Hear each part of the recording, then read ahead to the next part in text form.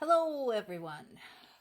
A lot of the news sources are buzzing with the story about Russia's proposal to move the Baltic border because it's in the sea. So apparently that is up for grabs. So as they're conducting non-strategic nuclear weapons drilled, obviously Russia is being watched by everyone. So to make sure everybody is suitably entertained, they posted something in social media that really got people talking. Basically, Russia's defense ministry posted a proposal for a draft government decree to change the Russian border in the Baltic Sea, to move it. And they did delete it from the document portal. That, the site says that the draft has been deleted, but they're forgetting that this is the internet. You put something on there and it's there forever. You can't delete anything anymore. Not really. How many criminal cases do we have to have? How many scandals do we have to have where people thought they deleted something off the internet only to find out that it was alive and well and in the hands of the prosecution attorney? So that happened. They are backpedaling hard. I'm sure the Baltic states and Finland had something to say about this. But again, it's not the first time. If you bother to go and find Russian news sources that are available in English, including Russian government news sources, or just Russian so-called patriots on Twitter, you see for yourself, they are still talking, actively talking about taking back not only Ukraine, but also Poland and Finland and the Baltic states. They're still talking. Russian government officials are seriously talking about taking back Alaska.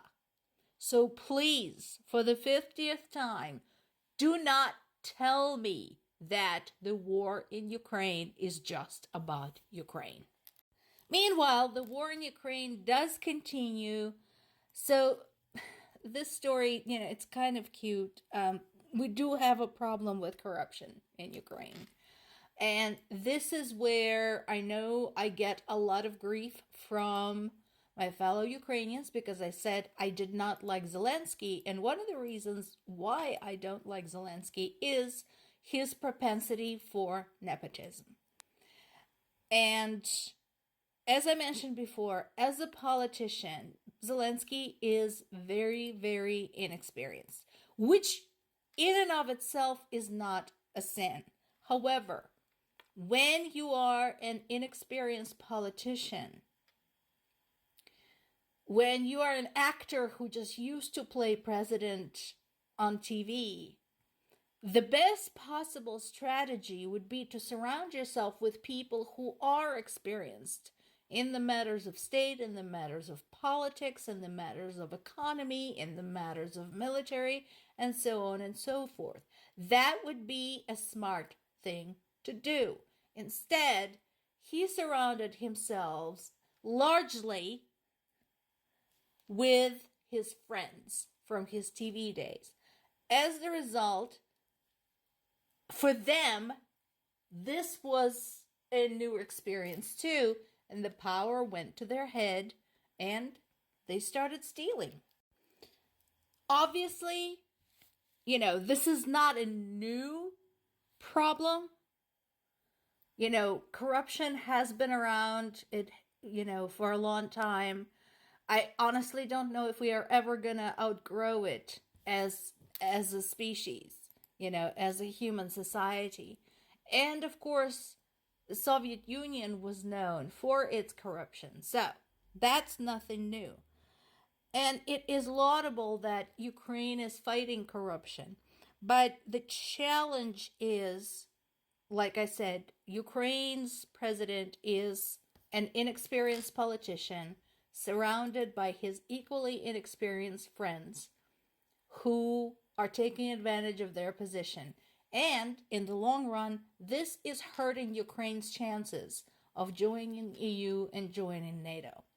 One of the conditions placed upon Ukraine by EU specifically was to do something about its corruption perception index.